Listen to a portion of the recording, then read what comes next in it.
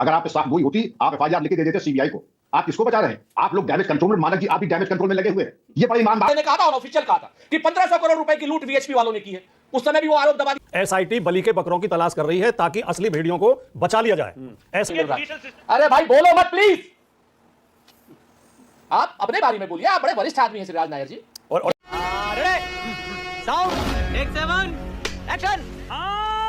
राजकुमार भाटी, पहले सुरेंद्र भाई बताइए पॉलिटिक्स क्यों कर रहे हैं आप इस पर? श्रीराज नायर कह रहे हैं झूठे वीडियो फैला रहे हैं, बदनाम कर रहे हैं, राजनीति कर रहे हैं राम मंदिर पर। क्यों जाते हैं नहीं वहां पर दर्शन करने के लिए? आप कहां थे ज्ञानी बाबा? और 1 रुपए दिया नहीं। बड़ा मसला है मानक भाई। अरे यार श्रीनाथ जी, अब ये मत करो। 1 रुपया दिया नहीं दिया है, मैं चंदे की रसीद में दिखाऊंगा आपको। आपको शर्म नहीं आती कहते हुए?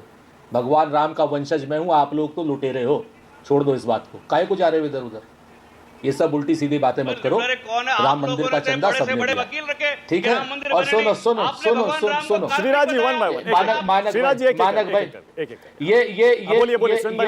ये श्रीराज नायर जी इतने खींचे हुए हैं आज की डेट में कि इन्होंने अजमल कसाब से राम मंदिर के चोरों की तुलना कर दी। कहने लगे कि अजमल कसाब को भी जो है मौका मिला था ट्रायल का, हमको नहीं मिल रहा। अरे भाई बोलो मत प्लीज, आप अपने बारे में बोलिए, आप बड़े वरिष्ठ आदमी हैं श्रीराज नायर जी। और सुरेंद्र राजपूत का गुस्से में होना जायज भी है। भी चोर है। और सुरेंद्र राजपूत का गुस्से में होना जायज भी है। श्री राम के वंशज हैं वो, और उनके मंदिर में चोरी हुई है। सुरेंद्र भाई को बहुत गुस्सा आ रहा है आज। नहीं हमारे हम गुस्सा तो आएगा ही, हमें कहे नहीं आएगा गुस्सा। गुस्सा इनकी 4-5 चीजों पर आ रहा है। हाँ। पहली चीज तो इन्होंने कहा कि मंदिर में चोरी पर जिसका भी आरोप लगेगा उसको बंद करेंगे। हम मान गए, बिल्कुल मान गए हम। लेकिन जो मंदिर में डकैती की है उस पर कैसे हो पाएगा? मंदिर में जो लूट की है कैमरा ऑफ करके, उस पर कैसे हो पाएगा? एसआईटी क्या जांच कर रही है? मैं आपको खुलासा करता हूं एसआईटी क्या जांच कर रही है। एसआईटी जांच कर रही है कि साहब जो मंदिर में चढ़ावा चढ़ा उसमें क्या अनियमितता, चढ़ावा चढ़ा जो गिनती हुई वो बैंक में पैसा जमा हुआ कि नहीं हुआ, वो गोबर में कैसे चला गया, 2 लाख 5 लाख 10 लाख।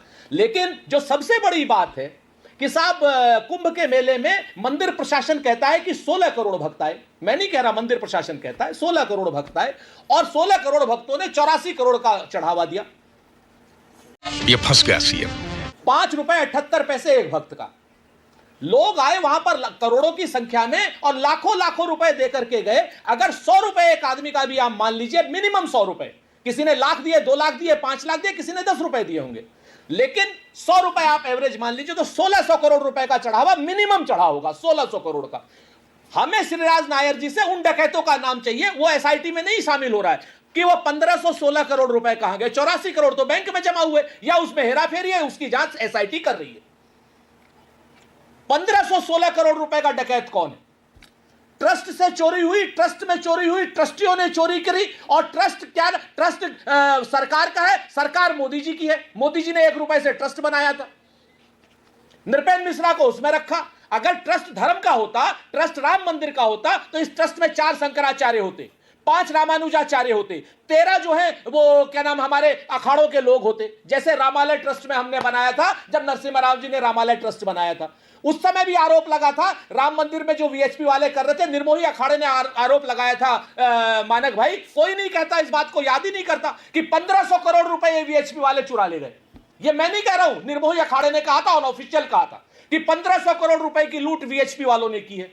उस समय भी वो आरोप दबा दिया गया। आज भी ये आरोप 84 करोड़ पे एसआईटी बना करके एक किसी अच्छे बड़े रिटायर्ड नौकर साहब को सीईओ बनाने के लिए ये एसआईटी करी है। दिल्ली से लेकर के अयोध्या तक के लुटेरों को जो है बचाने के लिए एसआईटी का निर्माण किया। वरना एसआईटी दिल्ली से क्या लेना देना है भाई? अरे क्यों नहीं पहुंचेंगे? बताता हूं सर, बता। अरे मानक भाई शांत रहो गदाधारी वीर, वो भी बताता हूं, हर चीज का प्रमाण है। अब अभी आप कह रहे थे ना एसआईटी बनाई आदरणीय योगी जी ने। योगी जी की रिपोर्ट को दिल्ली ने मंगा लिया। क्यों मंगा लिया भाई रिपोर्ट को दिल्ली ने? सूत्र आपके ही बता रहे कि साहब एसआईटी ने क्या कहा, साहब कैमरे कम थे, कुछ कमजोरी है फलानी जगह पर। एसआईटी का काम सुझाव कमेटी है क्या एसआईटी कि उसका क्रिमिनल इन्वेस्टिगेशन है? एसआईटी क्रिमिनल इन्वेस्टिगेशन नहीं करके लीपापोती करने के लिए एसआईटी की रिपोर्ट लखनऊ से दिल्ली जा रही है। दिल्ली वाले लोग कांप रहे हैं मैं आपको बताऊं किस लिए मैं कह रहा हूं, अगर सनातन धर्म का ये ट्रस्ट होता तो हम नहीं कहते दिल्ली, फिर हम धर्म की बात करते। अगर इसमें चारों शंकराचार्य होते हम नहीं कहते, हम कहते सुरेंद्र किसी भाई, बाबा ने कुछ किया सुरेंद्र होगा। भाई, लेकिन देखिए, आज की डेट में सुनिए सर, सुनिए सर, पहले मैं बताऊं आज की डेट में इस ट्रस्ट में कौन लोग हैं। नृपेंद्र मिश्रा, उनका क्या लेना देना है धर्म से, वो तो राम भक्तों पर गोली चलाए हुए। उसके बाद कौन है आलोक जी, कौन है वो, ये सब संघ के कार्यकर्ता हैं। ये अच्छा सारे के सुरेंद्र सारे भाई, वो ओके लोग थे। सुरेंद्र भाई एक सेकंड, दो चीजें आप कुछ भी बोलो, ये नहीं सुनने वाला। दो चीजें ऑलराइट, सिर्फ दो चीजें। जी। जैसे आप कहते हैं ना हमेशा, बोलिए, देखिए बोलिए सर, आप आपका हाँ, बड़ा बोलिए। स्टाइल है ना वो ये कहने का। देखिए 3-4 चीजें बड़ी स्पष्ट है, तो मैं दो चीजें कह रहा हूं, सिर्फ दो चीजें जी, बड़ी सर, स्पष्ट है। एक तो सुरेंद्र भाई एक चीज बड़ी स्पष्ट ये है कि एसआईटी की रिपोर्ट अभी आई नहीं है। अभी तक जितनी भी बातें आप कह रहे हैं, हम कह रहे हैं, सब मीडिया के सोर्सेज से चल रही हैं। एसआईटी की रिपोर्ट का इंतजार करना चाहिए। एक दूसरा, ये श्रीराज नायर सही तो कह रहे हैं कि आप बाहर से खेलते हैं राम के मुद्दे पर, बाहर से मंदिर आंदोलन में डिबेट में शामिल नहीं होंगे, मंदिर के दर्शन करने नहीं जाएंगे, जब चोरी का मसला आएगा तब राजनीति करने कूद जाएंगे। बाहर से खेलते हैं दूर से, ऐसा क्यों?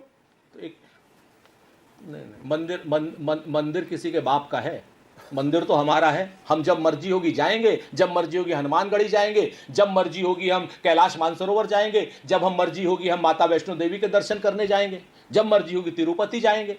क्या हमको सर्टिफिकेट चाहिएगा इन लुटेरों से, बीएचपी वालों से, संघ वालों से, बीजेपी वालों से? इनके कहने से तो नहीं मंदिर गए। आज की डेट में हम पाप से बच रहे हैं। हम उसी की बगल में राहुल गांधी हनुमानगढ़ी गए, आप नहीं कहते हो। राहुल गांधी जो है पैदल चल करके कैलाश पर्वत गए, आप नहीं कहते हो कि नरेंद्र मोदी जी जाओ पैदल। राहुल गांधी जी पैदल चल के केदारनाथ गए, मोदी जी जाते हैं हेलीकॉप्टर में और उसके बाद गुफा में बैठ के ऐसे ऐसे करने लगते हैं और उसके बाद आ जाते हैं। कभी गए पैदल? तो हम जहां जहां गए, अगर हम मांग करने लगे मोदी जी से कि तुम कैलाश पर्वत आओ पैदल चल करके, है हिम्मत तो आओ माता वैष्णो देवी के। श्रीराज नायर छोटा सा जवाब, श्रीराज नायर छोटा सा जवाब। ये तो लेने के देने पड़ गए। बोफोर्स सारे के सारे स्कैम है आप, इसलिए आपको सब पे घोटाला दिख रहा है। अरे घोटाला, फिर श्रीराज जी देखिए, अभी आप खुद ही कह रहे थे चोरी हुई है, अब आप कह रहे हैं कि इनको घोटाला दिख रहा है। जी और राहुल चोरी तो हुई है ना, बेल पर है।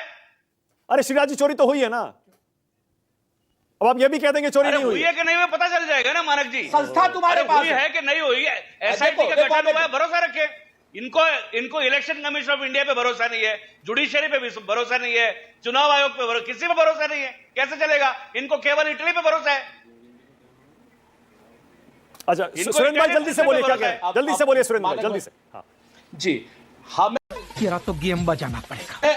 हमें तो इटली की मलोनी पर भरोसा है, जिसको मलोनी खिला रहे हैं नरेंद्र मोदी जी। कम से कम उसने डोनाल्ड ट्रंप को जवाब तो दिया। नरेंद्र मोदी जी को तो हैसियत नहीं हुई डोनाल्ड ट्रंप को जवाब देने की। मलोनी पर तो भरोसा मोदी जी को है, हमको छोड़ दीजिए। और दूसरी बात, जो आरोपी की बात कर रहे हो वो बिल्कुल सही कहा श्रीराज नायर जी से मैं सहमत हूं। ये कह रहे थे कि हम लोगों ने राजनीति, अरे जिस बीएचपी ने, संघ ने और जिस भाजपा ने लोगों को मरवा करके राम मंदिर के नाम पर अपनी सत्ता हासिल की है, अब वही राजनीतिकों की जाकी रही भावना जैसी। ओके, विक्रम सिंह को लाइए जरा। विक्रम, तुम्हें शर्म है कुछ?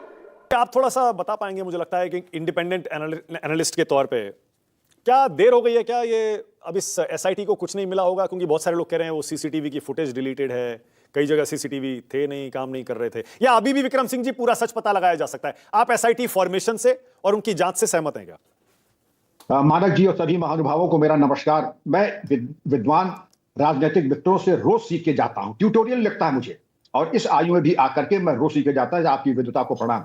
सवाल ये उठता है, आरोप लगा है चोरी हुई है कि नहीं हुई है। कहा यह जा रहा है डाका पड़ा है, और अगर डाका पड़ा है तो उसका समाधान एसआईटी नहीं है, उसका समाधान एफआईआर है।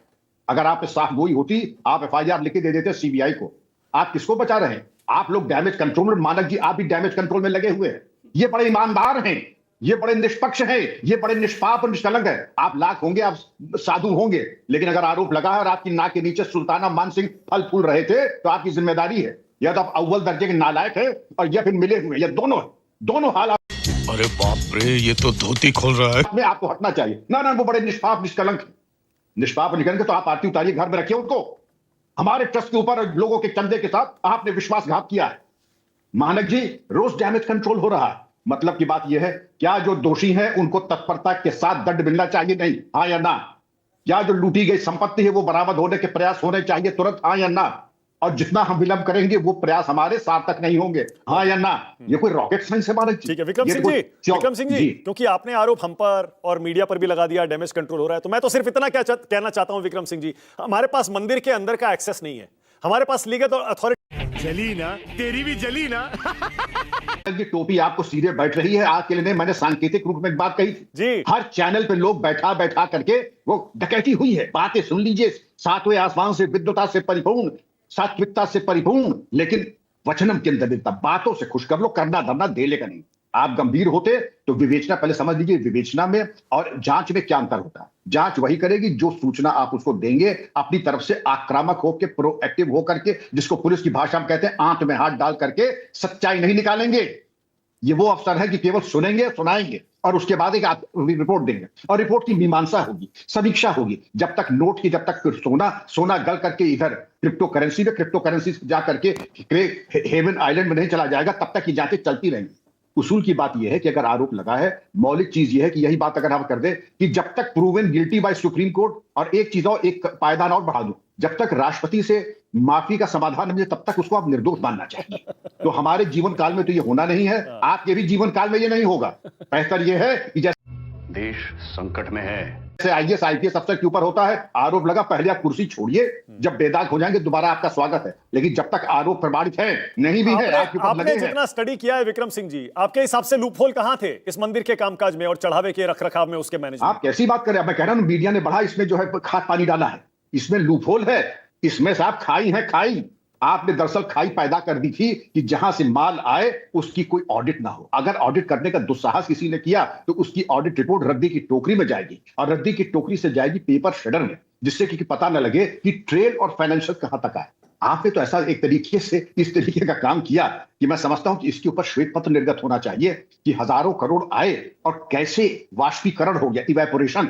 आपने जो हाई स्कूल में पढ़ा होगा इवेपोरेशन, वो इवेपोरेट हो कैसे गया? अगर इवेपोरेट हुआ तो जिम्मेदारी किसकी है और आप किसके यहां से निकालेंगे? इनकी सबकी प्रॉपर्टी होनी चाहिए अटैच, गैंगस्टर एक्ट में जो प्राविधान है, और सरकार को वसूली करनी चाहिए।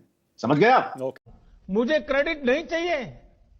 इसका मतलब सिस्टमिक तरीके से चल रहा था, बंटवारा ठीक से नहीं हुआ, ये लीजिए। बंटवारे पे लड़ाई हो गई। भाटी जी आप बताइए, आपके पास क्या जानकारी है, बताइए। नहीं, मैं आपने तो सबसे पहले समाजवादी पार्टी नहीं उठाया था, बताइए। मैं तो ये कहना चाहता हूँ कि विक्रम सिंह जी ने बहुत स्पष्ट और कड़े शब्दों में सच्चाई बयान की, लेकिन क्योंकि वो गैर राजनीतिक व्यक्ति हैं इसलिए कुछ चीज़ गोलमोल भी कर गए। उसे मैं क्लियर कर देता हूँ। जो मुख्य अभियुक्त के तौर पर सामने आ रहे हैं, जिन पर मुख्य आरोप हैं, जिनकी देख रेख में ये सारी चोरी और डकैती हुई है, उनमें सबसे प्रमुख है चंपत राय। दर्जनों उदाहरण ऐसे हैं कि जब किसी चोरी की शिकायत चंपत राय जी से की गई तो शिकायत करने वाले को हटा दिया गया। ईंटों में चोरी हुई, शिलाओं में, जमीन खरीद में घोटाला हुआ, निर्माण के ठेकों में 40% कमीशन लिया गया, जेवर, सोना, चांदी, हीरे जवाहरात गायब कर दिए गए, कैश में चोरी हुई और लगातार शिकायतें की गई और जिसने शिकायत की उसको हटा दिया गया। तो सबसे बड़े चोर चंपत राय। चंपत राय कौन है? विश्व हिंदू परिषद के आदमी है। दूसरे अनिल मिश्रा कौन है? विश्व हिंदू परिषद के आदमी है। गोपाल राव कौन है? विश्व हिंदू परिषद के आदमी है। गोविंद जी कौन है? विश्व हिंदू परिषद के आदमी है। ये चार मुख्य संदेह है इनके ऊपर, और विश्व हिंदू परिषद का आदमी बैठ के आपके शो में कह रहा है भाई इस पर राजनीति मत करो। ये श्रीराज नायर जी श्री राम के नाम पे वोट मांग लेंगे, श्री राम के नाम पे सरकार बना लेंगे, श्री राम के नाम पे लूट मचा लेंगे, श्री राम के चढ़ावे में चोरी कर लेंगे। विपक्षी पार्टी इसका मसला ना उठाएं, वो राजनीति हो जाएगी। और मानक जी, बहुत जिम्मेदारी के साथ कहना चाहता हूं, ये SIT जांच के लिए नहीं बनाई गई है, ये लीपा पोती के लिए बनाई गई है। SIT बलि के बकरों की तलाश कर रही है ताकि असली भेड़ियों को बचा लिया जाए।